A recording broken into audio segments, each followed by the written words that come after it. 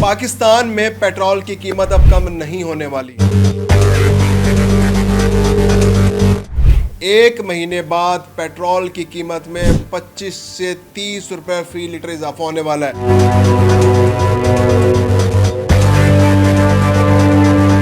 आलमी मार्केट में पेट्रोल की कीमतें मुस्तहकम रही और अगर आलमी मार्केट में भी पेट्रोल की कीमत में इजाफा हो गया तो ये इजाफा पाकिस्तान में 25 से 50 रुपए फी लीटर तक हो सकता है।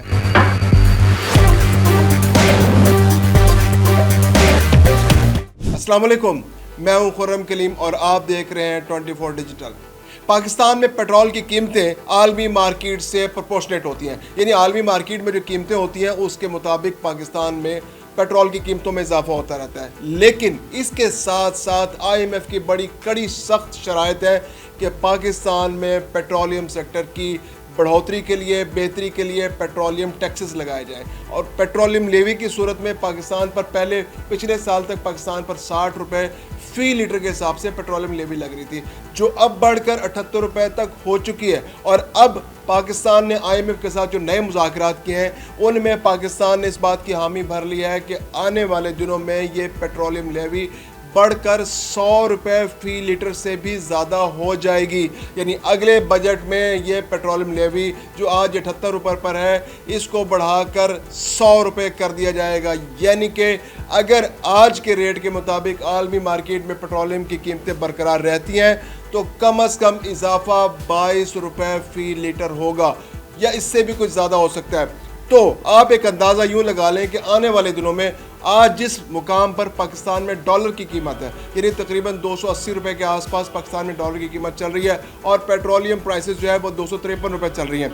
तो एक महीने बाद अगर डॉलर प्राइसेस यही मुस्तहकम रहती हैं और आलमी मार्केट में पेट्रोल की प्राइसेस भी मुस्तहकम रहती हैं तो पाकिस्तान में डॉलर की प्राइस और पेट्रोल की प्राइस तकरीबन एक बराबर हो जाएगी। यानी कि पाकिस्तान में $1 के एवज 1 लीटर पेट्रोल मिला करेगा, यानी कि 275 से 280 रुपये फी लीटर। और अगर खुदा न खास्ता आलमी मार्केट में पेट्रोल की कीमत में इजाफा हो गया तो ये कीमतें 300 रुपये से भी ज़्यादा हो सकती हैं। और जो एक और अहम बात जो नज़र आई है वो ये कि पाकिस्तान ने इस मामले में IMF के सामने सरेंडर किया है, क्योंकि IMF ने बजट तजावीज़ में पाकिस्तान से कहा था कि पाकिस्तान में सर्कुलर डेट का खदशा बहुत बढ़ गया है। सर्कुलर डेट पाकिस्तान की इकॉनमी के लिए एक बहुत बड़ा ख़तरा बन गया है।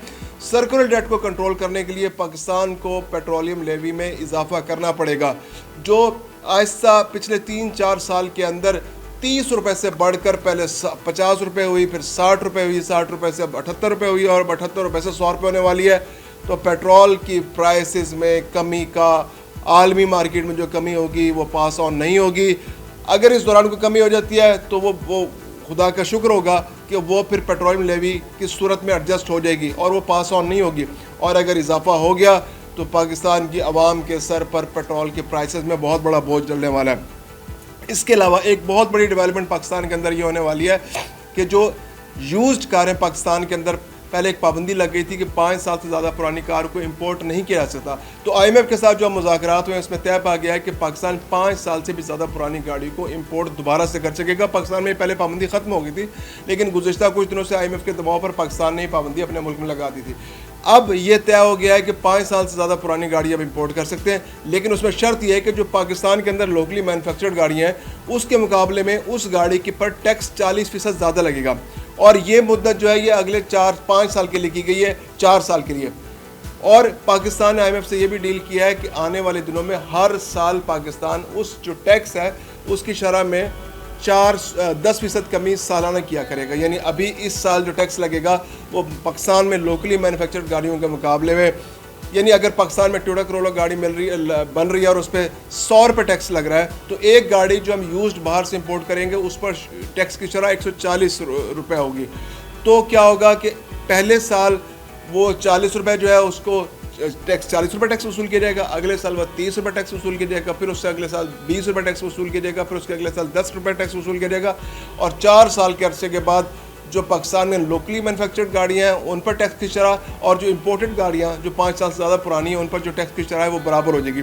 ये इकदाम भी पाकिस्तान के अंदर जो पाकिस्तान के अंदर टैक्स जो कम कलेक्ट हो रहा है उसमें सूरत हाल को इम्प्रूव करने के लिए जो नए पाकिस्तान में पैकेज की जरूरत है, क्योंकि पाकिस्तान में इस वक्त जो हमारे अखराजात हैं वो बहुत ज़्यादा है और जो पाकिस्तान टैक्स वसूल कर रहा है वो बहुत कम है। इसके अलावा नॉन फाइलर्स के अलावा के गिर्द भी घेरा बहुत तंग किया जा रहा है और ये कोशिश की जा रही है कि जो पाकिस्तान में पैरेलल इकॉनमी फ्लाइंग इनवॉइसेस की सूरत में चल रही है, पाकिस्तान में लोग टैक्स नहीं देते और वो टैक्स नेट में आने को तैयार नहीं है। और कितनी ताजर अवाम दोस्तें स्कीमें आ चुकी हैं, उससे भी लोगों ने फ़ायदे नहीं उठाया क्योंकि वो किसी सूरत ना तो डॉक्यूमेंटेशन के लिए तैयार है, ना ही वो किसी सूरत टैक्स नेट में आने के लिए तैयार है। तो अब हुकूमत पाकिस्तान घेरा तंग कर रही है। नॉन फाइलर्स ना तो गाड़ियाँ खरीद सकेंगे, ना प्रॉपर्टी खरीद सकेंगे। इसके अलावा भी बहुत सारी ऐसी सूरतें होंगी जहाँ पर उनको दुश्वारियों का सामना करना पड़ेगा।